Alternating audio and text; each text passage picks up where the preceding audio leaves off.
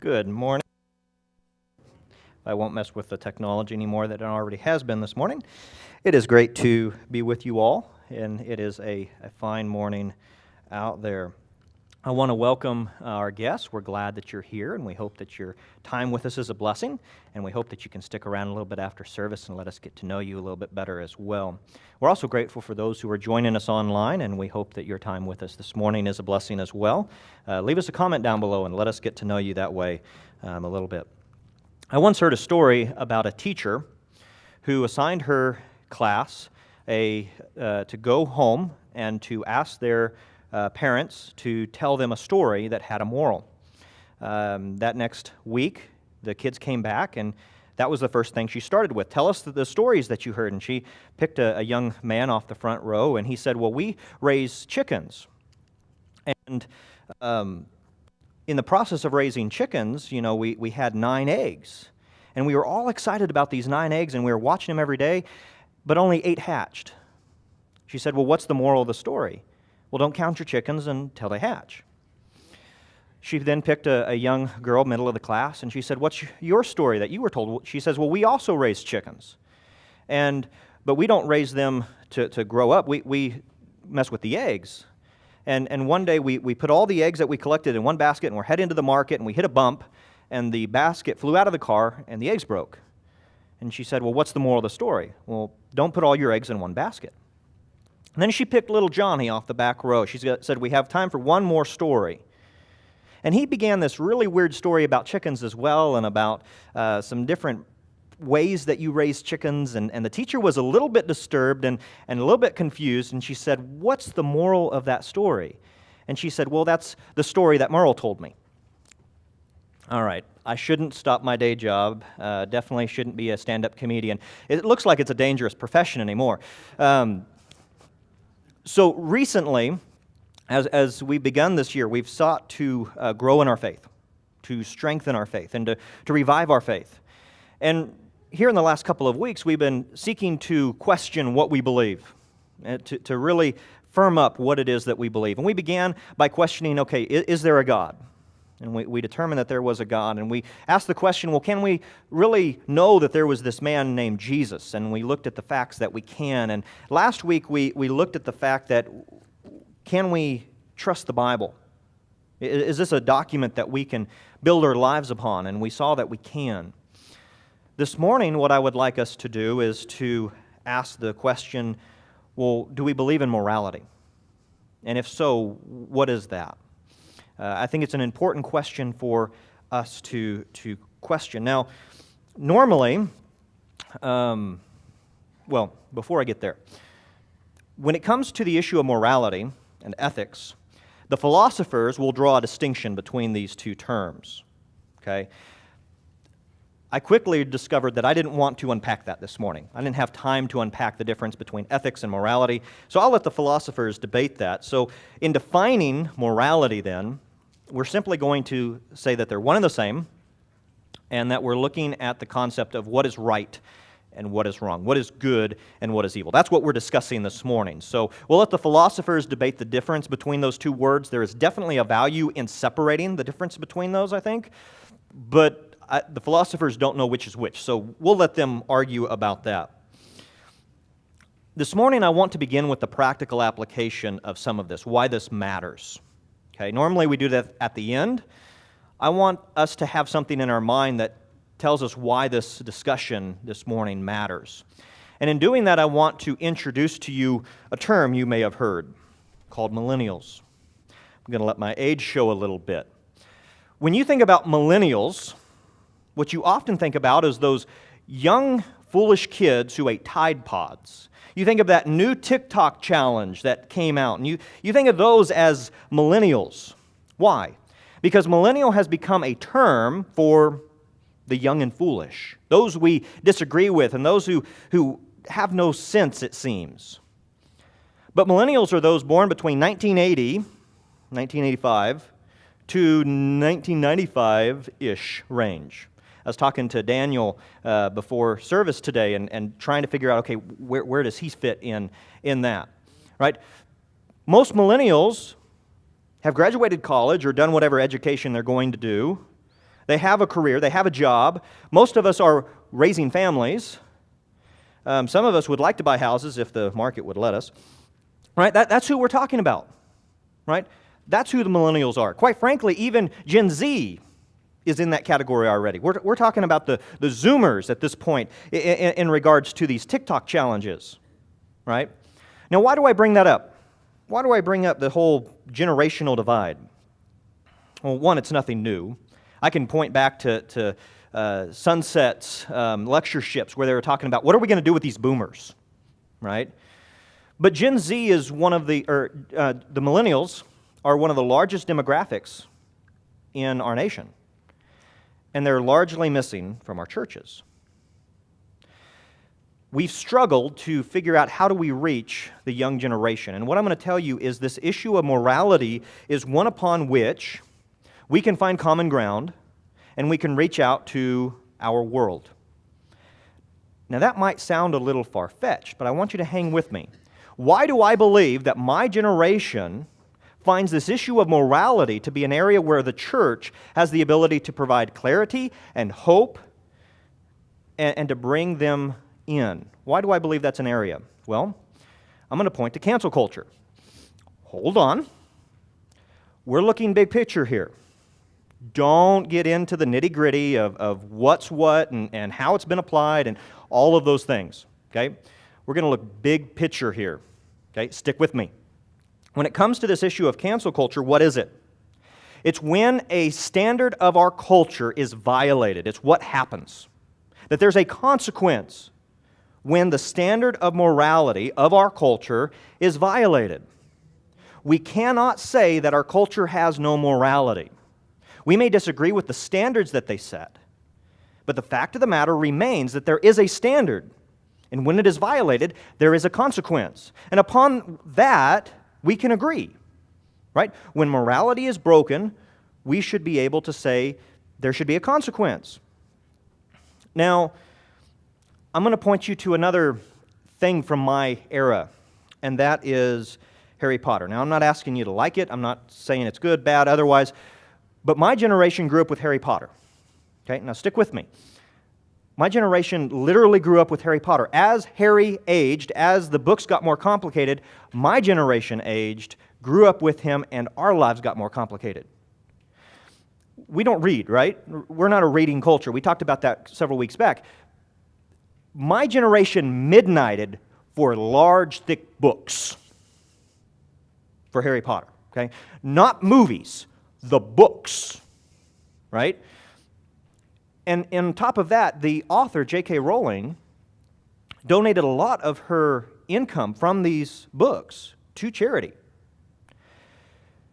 They liked her. They were involved in this. This was something that they were fans of, great fans of. Recently, she weighed into some things that got her canceled. I want you to think about that. My generation grew up with her, they liked her work, and there has been a large section of our population who has taken a step back from something they loved and they cherished because she did something that violated their standards. Now, once again, don't get bogged down in the details of it.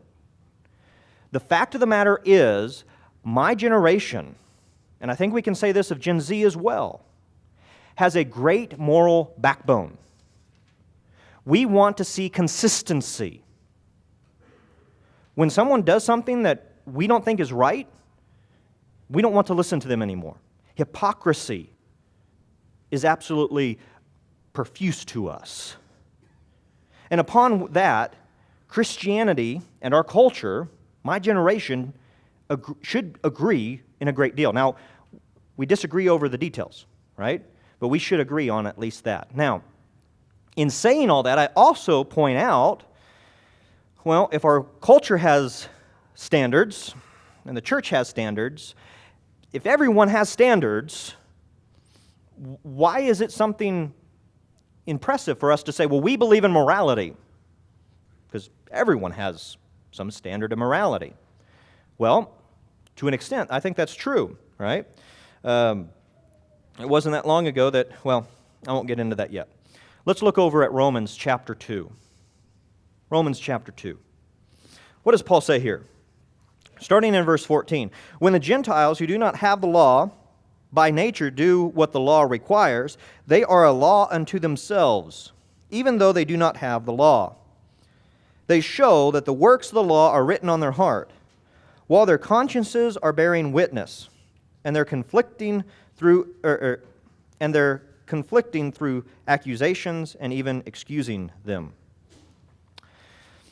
Our society is searching for a standard, a morality that guides them, that guides their actions and their beliefs and their standards. Right? That is what our society is seeking. And there are times when our society can logically get to a place where we say this is right or this is wrong, and they actually find it. They actually get it right. Right? When we actually agree, when the Bible agrees and our culture agrees, this is wrong or this is right. There are times when they find that. But there's also times when our culture, in logically seeking to establish a standard, gets it wrong. A couple weeks back, we looked at the concept of the natural law and seeking to prove, or the law of morality, when it comes, the moral law, when it comes to proving that there's a God. Now, I don't want to go deep down that road. C.S. Lewis's book, Mere Christianity, does a great job of explaining that. I don't want to rehash it. But I will say this. For there to be a moral law, there has to be a right and a wrong. Otherwise, it's just opinion. If there is no moral law, if it's just, well, I don't agree with that, then I have no right to enforce that upon anyone else. That's just what I think. That's what my logic has led me to, and I can tell you why I think it's right or why I think it's wrong, but there is actually no right and wrong. But if there is a moral law, if there is a God who establishes that moral law, then there is a right and there is a wrong, and there is a standard that we should seek to live up to. And Paul states that in searching for that moral law, in seeking to figure out what is right and what is wrong, when they're as a law unto themselves, sometimes they find that standard. And sometimes they get that standard wrong. But there has to be a standard. So what is that standard? What is that standard? Well, there has to be a lawgiver who establishes that standard, and that has to be revealed to us. Look at what Paul says in Romans chapter 7. He says, "Yet if it had not been for the law, I would not have known sin. For I would not have known what it is to covet if the law had not said, 'You shall not covet.' But sin, seizing the opportunity through the commandment, produced in me all kinds of covetousness. For apart from the law, sin lies dead. I once was alive apart from the law. But when the commandment came, sin came alive, and I died. The very commandment that promised life proved to me to be death. For sin, seizing the opportunity through the commandment, deceived me, and through it killed me. So the law is holy, and the commandment is holy, righteous, and good." I wanted to read more of Romans chapter 7. Encourage you to go home and to do that. Join us on Wednesday night. We'll be covering Romans 7. That'll be a great lead-in. So join us on Wednesday night, right? Yeah. But our society is seeking that standard, right? Seeking to figure out what is right and what is wrong. Paul says, apart from the law, apart from the revealed will of God, I would not have known what is right and what is wrong. And in the revealing of that, in the revealing of the law, I now know what is right and what is wrong. See, we can only get so far being a law unto ourselves. We can only get so far in logic and reason. At some point, it has to be revealed to us. And that's exactly what Paul is telling us, that the revealed standard has been given to us, that the Word of God gives us the standard of morality to which we are to live. Otherwise, it's all subjective. It's a changing goal post that we cannot ever achieve. And I think that's what so many Christians are frustrated with our culture, is the goalpost is constantly moving because it's all set upon logic and reason, and there's nothing concrete to be measured by. And this is where we as the church can come along and say, we know what the standard ought to be. It was given to us not by our reason, not by our logic, not by some outdated code, but by God Himself. Two main reasons why we need a revealed standard. One, like I was just saying, we can't get there on our own. We can't get there on our own. We cannot logically get to a place where we know what God's will is. It needs to be revealed to us. But the second reason, and I think this is also where our culture fails, is we have a blind spot in ourselves. Paul says, if the law had not been revealed to me that I should not covet, I would not have realized that I myself was coveting. I like the way that James says it in the book of James. He says, the Word of God, the law, is like a mirror. And I look deeply within the law, and he says what I should do is I should change the things in me that don't match what I see. If I came up here and my hair was all a mess, and I wasn't shaved, you would assume I got up this morning and either didn't walk in the bathroom or forgot what the purpose of a mirror was. And you would ask me, Michael, don't you realize that your hair's a mess? No, I don't realize it. Right? That's why I tell my wife, I don't care what my hairdo is. What would you like my hairdo to be? Because I don't see it. Right? But when I walk in and I see in the mirror what I look like, knowing that I'm going to be standing before you all, I want to look presentable. The law is supposed to be a mirror that reveals to us where we're failing. Because here's ultimately what fails to happen in our culture. We fail to cancel ourselves. We fail to see where we violate our own standards. We become the hypocritical. Right? We become the ones who fail to see where we are violating the very laws that we are seeking to uphold. Because we don't see it in ourselves. Others see it within us. Isn't that what Paul says in Romans chapter 3? For all have sinned and fall short of the glory of God. See, when we look at the standard, we know that we all have sinned. We all have fallen short of the glory of God. We've all ended up there. None of us have the right to have a platform when it comes to the standard because we all have failed to meet the standard. That's where we all are. And in that, our culture has no hope. Because in the end, we all violate the standard. We all do something wrong. We all sin. And as a result, we all should be canceled. There's no redemption. There is no hope. But that's not what Paul says. Look at what he says. Starting in verse 21 this time. But now the righteousness of God has been manifest apart from the law. Although the law and the prophets bear it witness. The righteousness of God through faith in Jesus Christ for all who believe.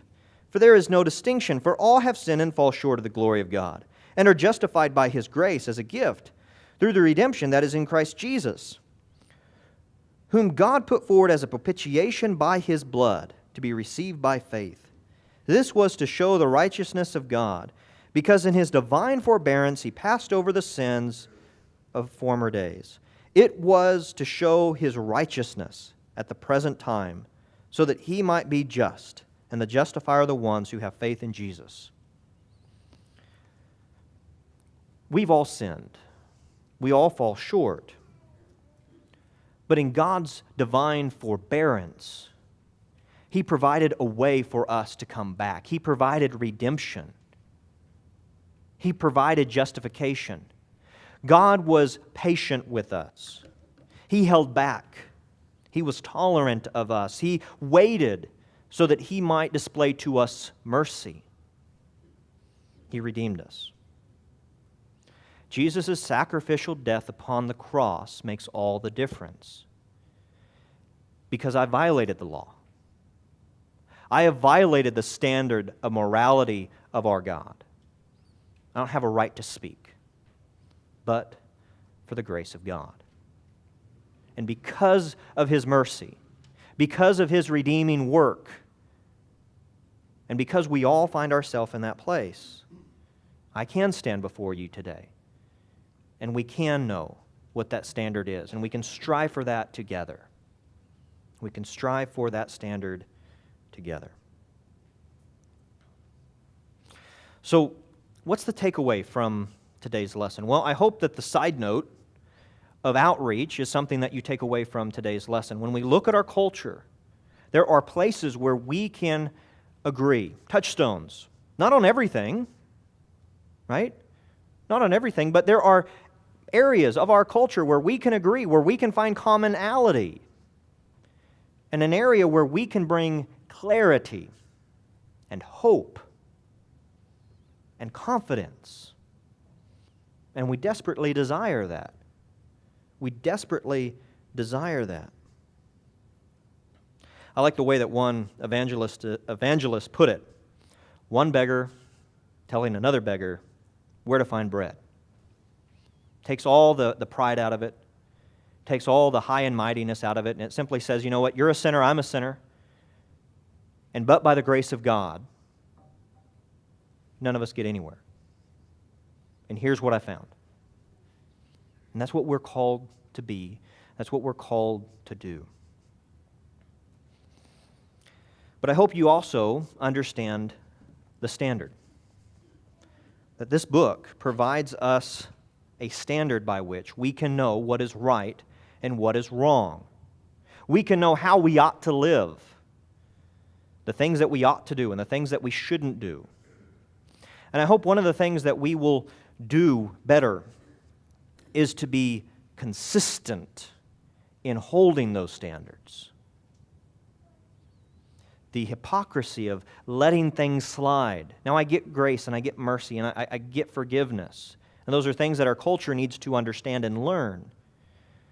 But often what sometimes happens, maybe too often, is, well, we like that person. And we're willing to let egregious sins go unanswered.